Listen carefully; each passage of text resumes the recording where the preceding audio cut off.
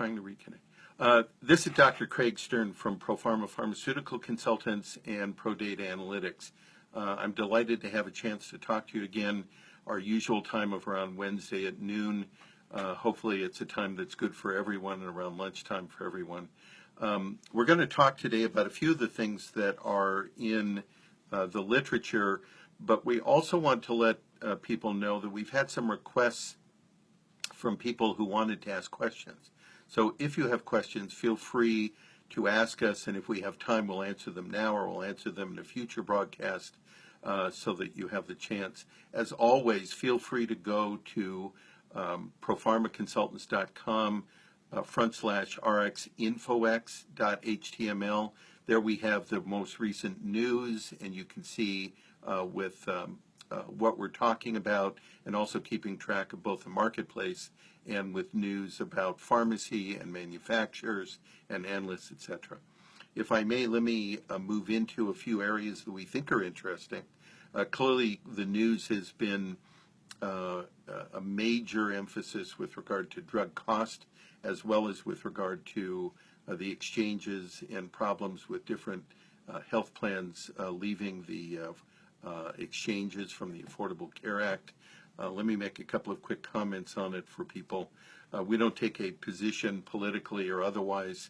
We're just trying to understand what's going on and what are the drivers so that we have it for a management decision. And since we are scientists and analysts, we try and look at it to see how it will impact what goes on from management decisions that we identify in analytics. One of the issues with regard to people who are fleeing or rediscussing what's going on in the exchanges is that the exchanges provide an opportunity for people to participate, but the major problem has been that the sicker people participate and the younger, healthier people do not. So the law of large numbers would hope that everybody is participating so that there's enough people that are putting money into the system for people to take money out. However, if the sicker people are the only ones who go in, then clearly there's a problem.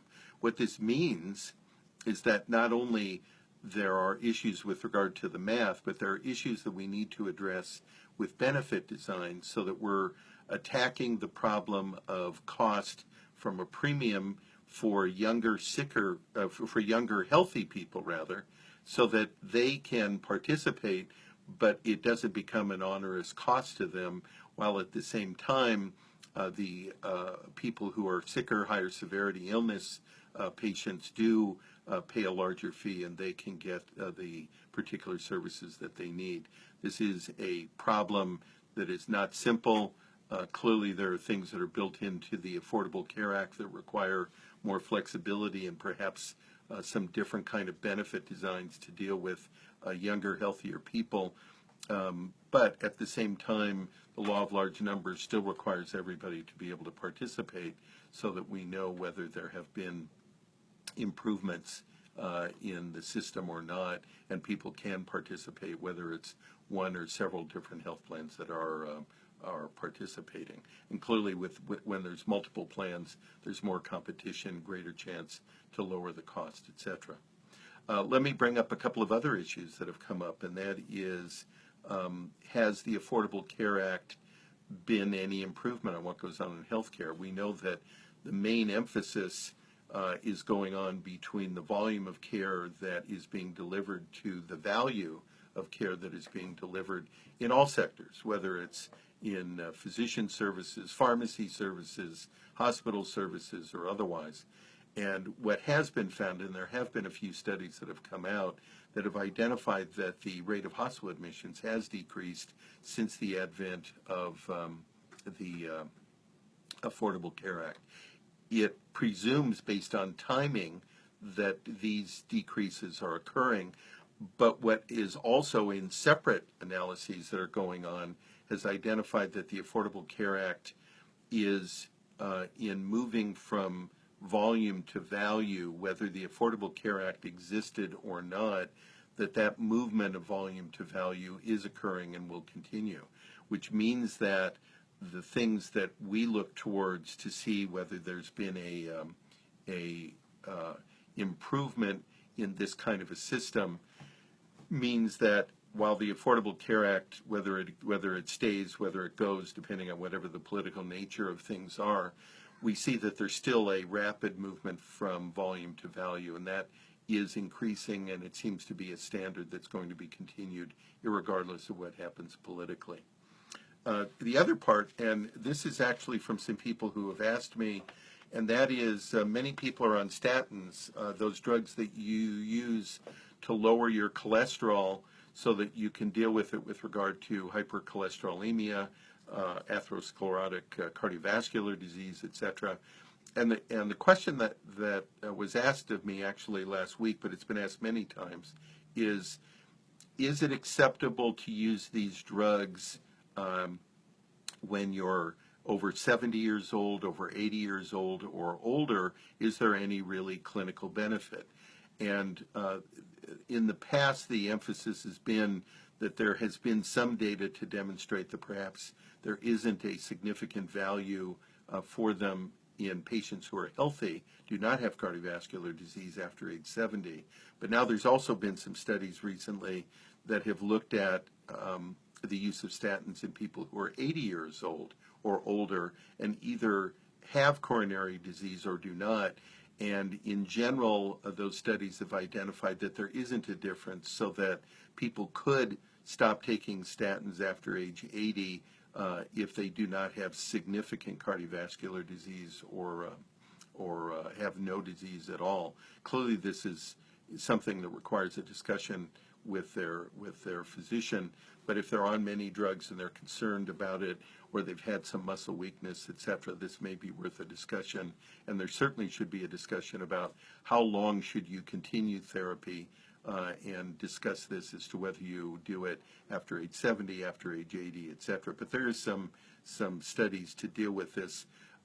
Unfortunately, with regard to the studies, they are single area studies. So as a result of that, the important issue is that we don't have a lot of different centers who are all evaluating this kind of problem. We only have one or two, and so we are limited in the amount of data that's available. The other issue that has come up is one with regard to some of the newer drugs for bleeding and for hemorrhagic types of problems. Classically, Warfarin has been the drug of choice and has been used, but there are also multiple issues with regard to using Warfarin, with regard to diet, with regard to the amount of monitoring that's necessary, bleeding episodes. The one good thing about it is if there is a bleed, we do have an immediate kind of medication in order to reverse the bleeding right away. Some of the newer medications have had a significant amount of advertising and have less need for some of the monitoring, presumably have less bleeding. But there are now some clinical studies that have come out this year in 2016, and well, I'm sure will continue, asking what the bleeding risks are for these people with some of the newer drugs like Pediatrics and others, whether in fact that bleeding risk is the same as what they see in studies. And in fact, it seems and appears that while there are bleeding risks that have been identified with regard to thromboembolism, but the actual rate of bleeding doesn't seem to be the same as what people are expecting with regard to the studies.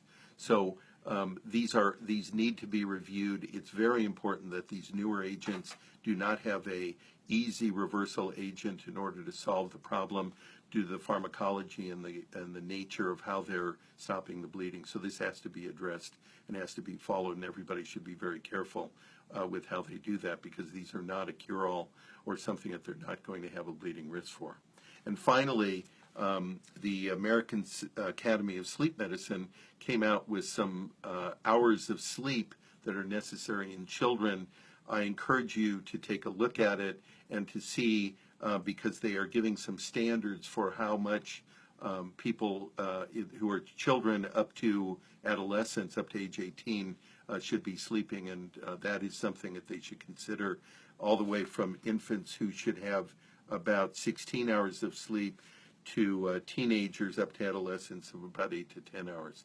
That's worthwhile, and parents should be reviewing that. We hope that you've enjoyed some of this conversation. We look forward to hearing your questions. Feel free to send them to us. As always, please refer to proformaconsultants.com/rxinfox.html for information. It changes all the time as new information comes out on the web. Turn in every Tuesday at about noon for our live broadcast. If you send us questions, we'll certainly try and answer them in that broadcast or in the next broadcast. And on your notification that you're getting this live notification, click live notification, and that'll give you messages and notifications of future broadcasts. I thank you for spending time with me. Have an outstanding day.